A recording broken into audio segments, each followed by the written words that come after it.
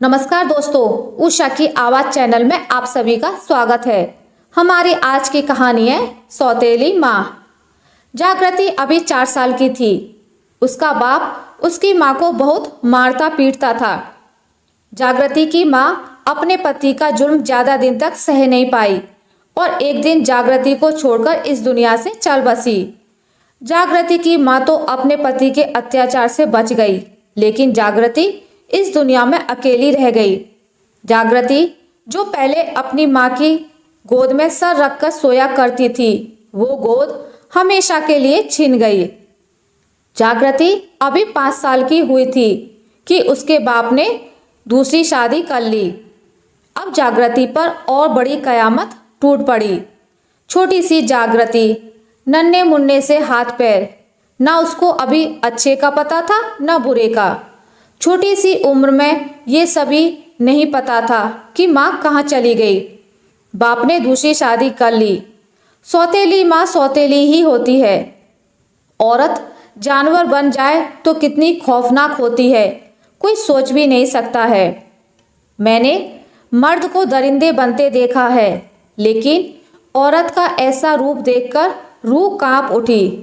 जागृति, जिसने ना अभी खुद खाना आता, ना नहाना, ना कपड़े धोना, अभी तो ठीक से बात भी नहीं करनी आती थी। बाप जो अपनी नई नवेली बीवी के प्यार में खोया रहता था, उसको बेटी याद भी नहीं थी। दिन भर लावारिस की तरह घर में पड़ी रहती, सारा दिन घर में खेलती रहती। जब माँ जिंदा थी तो जागृति को अपनी गोद में बैठाकर खाना खिलाती, दूध गर्म करके देती। माँ के मरने के बाद खिलते खिलते वहीं जमीन पर सो जाती। गंदे कपड़े, बिखरे हुए बाल, बेहाल हुई जमीन पर पड़ी रहती। बाप को एहसास ही नहीं था कि उसकी एक बेटी भी है। जागृति को भूख लगती तो अपनी तोतली जुबान से कहती, मुझे खाना दो, मुझे दूध भी दो। सौतेली माँ अंगारे भरे लहजे से प्लेट में रोटी रखकर दे देती और कहती, वहाँ बैठकर खा ले। जागृति खाना खाती, फिर दूध की जिद करती। उसको क्या पता था माँ अब नहीं है जो सीने से लगा लेती। आज पहला दिन था। जागृति जिद कर रही थी, मुझे दूध चाहिए। सौतेली माँ ने चिल्लाकर बोला, दूध नहीं है, भागो यहाँ से। जागृति ने रोना शुरू कर दिया। जब माँ जिंदा थी तब अगर माँ कोई बात नहीं मानती थी तो जागृति माँ को छोटे छोटे हाथों से मारा करती थी। इस बार उसने सौतेली माँ को मारा ही था। सौतेली माँ ने जागृति को जोरदार थप्पड़ मारा। जागृति दीवार के साथ टकराकर बेहोश हो गई। उसको क्या पता था अब प्यार करने वाली माँ नहीं है। जागृति को होश आया तो वो वहीं पड़ी थी। उसको अब सौतेली माँ से डर लगने लगा था। बहुत तेज बुखार हो गया। जागृति को क्या पता था सर दर्द क्या होता है, बस बुखार से बेहाल थी। छोटी बच्ची माँ के बाद इन जालिम के रहमो करम पर थी। जागृति ने एक दिन बाप से कहा, बाबा मुझे ये गंदी आंटी मारती हैं। बाप ने कहा, तुम बात मान लिया करो, जिद ना किया करो। सौतेली माँ ना जाने क्यों इतनी जालिम होती है।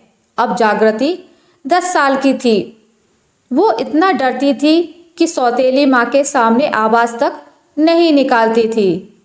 बर्तन धोना, खाना पकाना, घर के सारे काम इस बेचारी जागृति पर थे। बाप काम के लिए बाहर चला गया। जागृति सौतेली माँ के रहमो करम पर थी। जागृति बहुत रोती और प्रार्थना करती, भगवान मेरी मम्मी को वापस भेज दो, आंटी बहुत मारती है। जागृति की दुआ भगवान तक चली जाती है। माँ तड़प उठती है। एक दिन सौतेली माँ ने कहा, जागृति मेरे कपड़े इस्त्री कर दो। इस छोटी सी बच्ची को खुद का होश ही नहीं था। कपड़े इस्त्री करते हुए अपने हाथ जला लिए। आंखों से आंसू निकल रहे थे। दर्द से बेहाल थी। लेकिन सौतेली माँ का डर था। हाथ में इतना दर्द था कि सौतेली माँ की साड़ी जल गई। माँ को पता चला तो जागृति को थप्पड़ मार मार कर बुरा हाल कर दिया। सौतेली माँ गुस्से से जागृति माँ को बुरा भला कहने लगी। खुद तो मर गई, तुझे छोड़ गई, तू भी कहीं जाकर मर जा। जागृति को कोई सीने से लगाने वाला नहीं था। 15 साल की हुई तो सौतेले भाई बहन सब स्कूल जाते थे। जागृति उनको देखती रहती। उनकी माँ खुद तैयार करती, खाना खिलाती, सीने से लगाती। ये सब देखकर जागृति बहुत रोती। मम्मी, आप होती तो मैं भी स्कूल जाती, आपके सीने से लगती, आप मेरे नखरे उठाती। वो आंसू पोंछकर काम में लग जाती। इस घर में उसकी एक नौकरानी से ज़्यादा अहमियत नहीं थी। 2 साल बाद बाप आया। सब बच्चे बहुत खुश थे। जागृति भी बहुत खुश थी। बाप ने सबको प्यार किया, लेकिन जागृति को नहीं। वह दूर से खड़ी सब देख रही थी। सबके लिए कुछ ना कुछ आया था। जागृति खुश थी। बाबा मेरे लिए भी कुछ लाए होंगे। सबका बारी बारी सामान निकाला गया। जागृति खामोश थी। शायद अब मेरा नाम लिया जाए। लेकिन सौतेली माँ ने कुछ नहीं दिया। अकेली बैठी माँ से शिकायत किया करती थी। शिकायत भी क्या थी? मम्मी, आपने देखा बाबा सबके लिए कुछ ना कुछ लाए हैं, बस मेरे लिए कुछ नहीं लाए। वह माँ की चूड़ियाँ संभाल कर रखती थी। उनको सीने से लगाकर चूमने लगती। सौतेली माँ ने जागृति पर बहुत जुल्म ढाए। जागृति 22 साल की हो गई, लेकिन वो जालिम औरत ना मानी। उसने जागृति को बालों से पकड़कर खींचा और मारना शुरू कर दिया। जागृति चीख रही थी। आवाज़ सुनकर मोहल्ले के लोग जमा हो गए थे। सौतेली माँ ने उसकी इज्जत की धज्जियाँ उड़ा दी। बोली, ये बदचलन है। जागृति जमीन पर बैठ गई। सर से खून निकल रहा था। मोहल्ले वाले खामोशी से चले गए। जागृति का दिल चाहा भगवान के पास जाए और वहाँ जाकर माँ से पूछे, बता मेरा कसूर क्या था? क्यों किया मेरे साथ ऐसा? मुझे पैदा करके क्यों मुझे अकेला छोड़ दिया? एक इज्जत तो थी मेरे पास। देख माँ, आज वो भी नीलाम हो गई। रोते हुए कहने लगी, भगवान, मुझे अब आपसे कोई बात नहीं करनी। मैं आपसे नाराज हूँ। जब सब दुश्मन हो तो भगवान से क्या गिले शिकवे। रात का वक्त था। एक फ़ोन आया। सौतेली माँ ने फ़ोन उठाया। फ़ोन पर बताया गया कि आपके पति का एक्सीडेंट हो गया है। उनको इंडिया भेजा जा रहा है। सौतेली माँ रोने लगी। दूसरे दिन बाप घर आ गया। रीढ़ की हड्डी टूट चुकी थी। बस अब एक जिंदा लाश थे। जागृति ने जब बाप की ऐसी हालत देखी तो रोने लगी। बेटी को बाप की फिक्र थी। दिन गुजरने लगे। घर में खाने की नौबत आ गई। सौतेली माँ को कुछ नहीं सूझ रहा था। एक दिन सौतेली माँ को एक औरत ने बताया, तुम्हारे पति की बेटी जवान है, तुमको पैसे की ज़रूरत है। एक लड़का है, बहुत बड़े खानदान का है, पर वो अंधा है। 2 लाख रुपए तक दिला देती हूँ। उनके अंधे बेटे से अपनी बेटी की शादी करवा दो। सौतेली माँ बोली, सौदा तो फायदे का है। उसने जागृति से बोला, तुम्हारा रिश्ता पक्का कर दिया है। 10 दिन बाद तुम्हारी शादी है। जागृति ने पूछा, लड़का कौन है? सौतेली माँ ने कहा, तुम्हारे लिए अच्छा ही है, बस चुप रहो। शादी के एक दिन पहले जागृति को पता चला कि लड़का अंधा है। सौतेली माँ ने उसे बेचा है। जागृति चीख चीख कर रोने लगी। हे भगवान, मुझ पर यह जुल्म ना कर, मैं अब थक चुकी हूँ। हे भगवान, मुझ पर अब दया कर। शादी का दिन था, बारात आ गई। जागृति अपनी माँ को याद कर रही थी। बाप चारपाई पर पड़ा था। जागृति बाप के पास गई। बाप की तरफ बस बेबसी से देखती रही। शादी का वक्त हो गया। उसी वक्त दूल्हे को हार्ट अटैक आ गया। दूल्हा वहीं मर गया। वहाँ हर तरफ मातम छा गया। शादी का सारा इंतजाम था। जागृति दुल्हन बनी बैठी थी। उसी अंधे लड़के का दूसरा भाई शिवम, जो एक अच्छी पोस्ट पर जॉब करता था, उसने जागृति को देखा हुआ था। बस बेचारी हालात की मारी थी, वरना बेहद खूबसूरत थी। उसने अपनी मम्मी से कहा, अगर आपको भगवान का डर है तो किसी लड़की की जिंदगी को बर्बाद मत करो, मेरी शादी जागृति से करवा दो।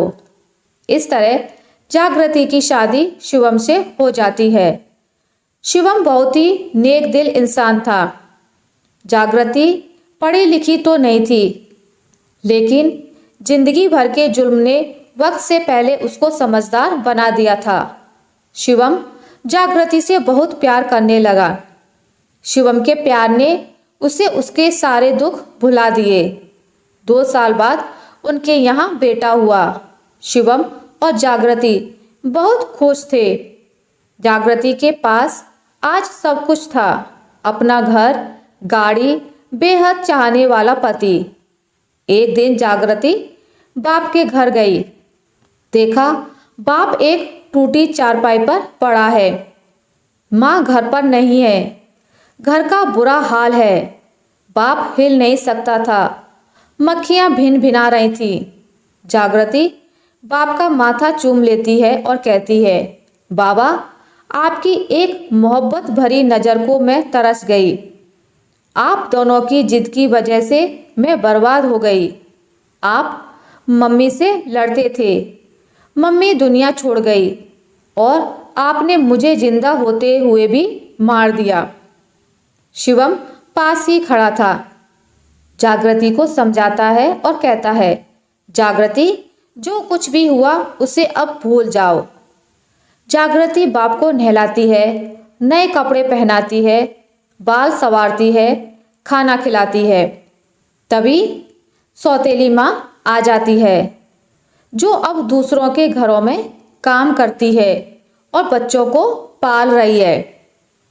जागृति रोते हुए कहती है, माँ, भगवान से प्रार्थना करना तुम्हारे बेटी या बेटे को कोई औलाद हो तो उनको सौतेली माँ ना मिले जो उन पर मुझ जैसे जुर्म ढाए। सौतेली माँ जोर जोर से रोने लगती है और बोलती है, जागृति, मुझे माफ़ कर दो। जागृति वहाँ से चली जाती है। देर सवेर वह ऊपर वाला बेहतर इंसाफ करता है। बस जुल्म करने वाले अपनी बारी का इंतजार करें, जैसे भगवान ने जागृति का इंसाफ किया। आशा करती हूँ आपको मेरी आज की कहानी अच्छी लगी होगी। अगर आपको मेरी ये कहानी अच्छी लगी है तो इसे लाइक करें, ज़्यादा से ज़्यादा शेयर करें और अगर आप मेरे चैनल पर नए हैं तो इसे सब्सक्राइब करना ना भूलें। मिलते हैं एक नई कहानी के साथ, तब तक के लिए नमस्कार।